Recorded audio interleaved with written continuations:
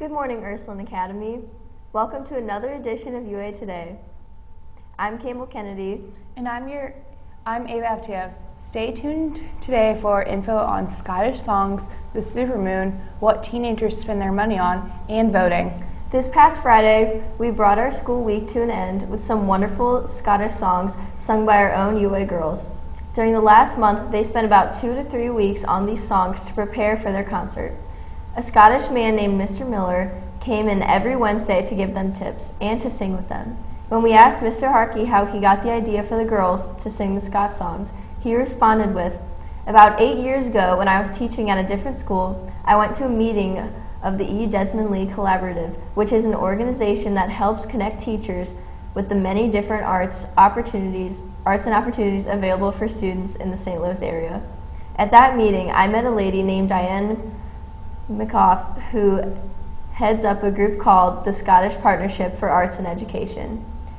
They do all the grant writing and organization for the Scottish music residencies that are held in St. Louis each fall. Ms. McCoff asked if I might be interested.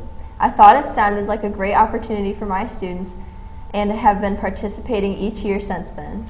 He also stated that the visiting artist chooses the songs that are performed. When we asked him how long it took for everyone to be ready for the concert, he stated the residency lasts just 2 weeks, and since concert choir only meets twice a week, we had to be pretty efficient with our rehearsal time. And finally, where did we get these songs from? He once again stated, as I said earlier, the visiting artists choose the songs which come from what folk musicians refer to as the traditions. Different cultures each have their own tradition, which is made up of songs that come from those particular areas and the people that live in these areas. Some of the songs we sang were several hundred years old, and some were modern, which were written very recently. Here is a short video that was taken during the performance.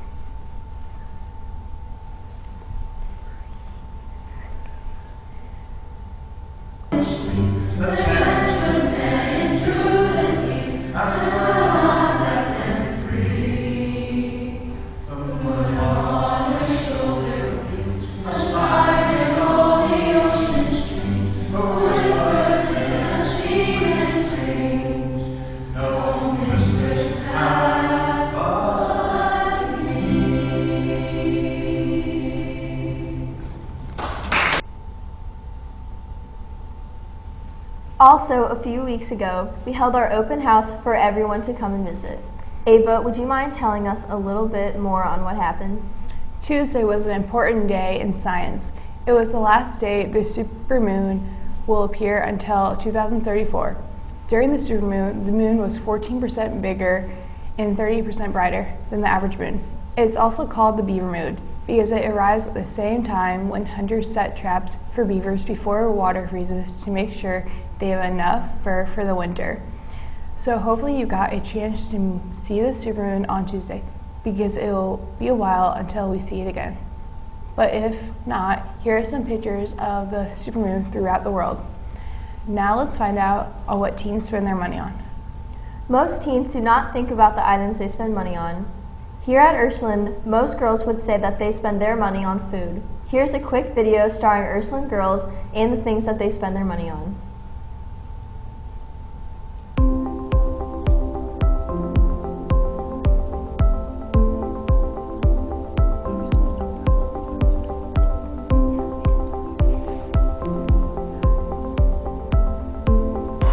Clothes or makeup, food, nachos and soda, gas. Gas.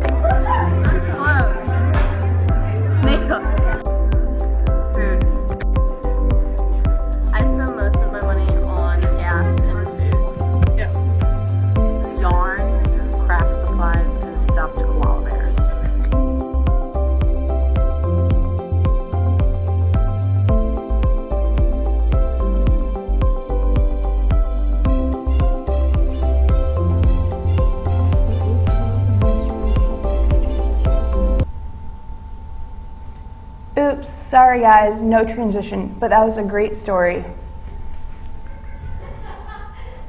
During the past week, a fellow St. Louis school has experienced racism within the school district.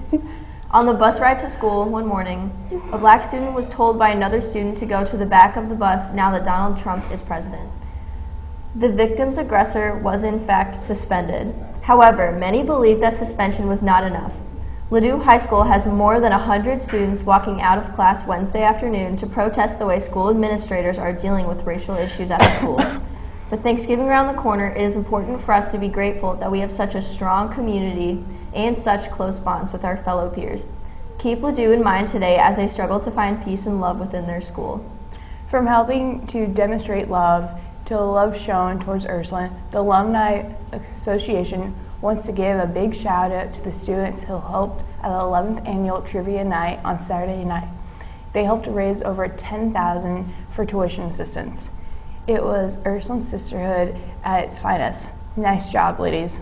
Also, tickets for this weekend's production of The Diary of Anne Frank are available to purchase from Mrs. Lang during lunch, Mrs. Therese in the Marici office, or they can be purchased at the door. Come out and see the play. A big thanks for that video, Olivia. Maybe our Ursuline girls will be thinking more before they spend. Now, here's some history you may not have known on voting. African American men have been able to legally vote since 1870, when the 15th Amendment was passed. Notice the word legally. There were many barriers in place, making it almost impossible, and in many cases dangerous for them to cast their votes. In 1965, the Voting Rights Act was passed. This law eliminated the use of literacy tests and made it easier for African Americans to vote. One of the most influential African American Reconstructionists was Hiram Revels. He was the first African American senator from 1869 to 1871 in Mississippi, which was and is an amazing feat today. Here's some more history of voting. Women have been able to vote since 1920, when the 19th Amendment was passed. One of the most well-known suffragettes was Susan B. Anthony. She died in 1906, 14 years before women could legally vote. However, that did not stop her. She illegally cast her vote in 1872. Because of this courageous act, she faced a criminal trial. Despite never being allowed to vote, she is a model of women's suffrage. On November 8th, after voting, hundreds of people showed up to Susan B. Anthony's gravesite. They placed their "I voted" stickers on her gravestone to show their respect and gratitude for her courage and perseverance. From that warm story onto the weather, the temperature just keeps on dropping. Today is a high of 79 and a low of 59, which isn't that chilly, but tomorrow's low of 34 is maybe a little too cold for me. Plus, there's a 90% chance of rain. It's starting to feel like winter already. On Saturday, after you go to mother-daughter mass, you should probably curl up and blink and drink some hot cocoa, because the high is a crisp 48 and the low is a freezing 28. And after you finish that cup of hot cocoa, head out to the play. The cast and crew have been working so hard to put on a great show. And you can also stop in the Holocaust exhibit in O'Hara Hall. Mrs. Steinhardt's Holocaust class has some amazing projects and exhibits that everyone should see. I don't know about you, but 2016 seems like it's moving so fast. Here's some facts to blow your mind. There are 6 days until Thanksgiving, 27 days until exams, 38 days until Christmas, and 45 days until the new year. Now that we've melted your brains, thanks for tuning in into another episode of UA Today. Thanks to Lily Summers, Olivia Tallow, Chloe Weaver, Hattie Kennedy, and Mrs. Lang, our crew behind the camera. Signing off, I'm Ava Aftev. And I'm Campbell Kennedy, reminding you to make the most of your day.